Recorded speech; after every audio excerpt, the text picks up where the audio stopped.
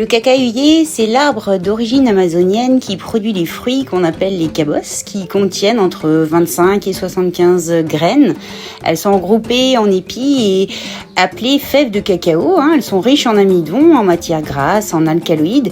Et avant d'obtenir le chocolat et donc le cacao pur, il faut que cette fève en fait arrive à maturité. Et après fermentation et torréfaction, faut la débarrasser de sa peau. Et on peut utiliser enfin le cacao brut pour la première étape de fabrication du chocolat.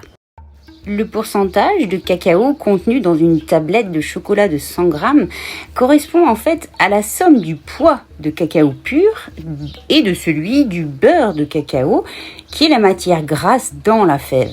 Et ce que j'obtiens en pesant l'intérieur des 50 grammes de fève entière que je viens d'éplucher est donc 40 grammes de mélange de cacao et beurre de cacao.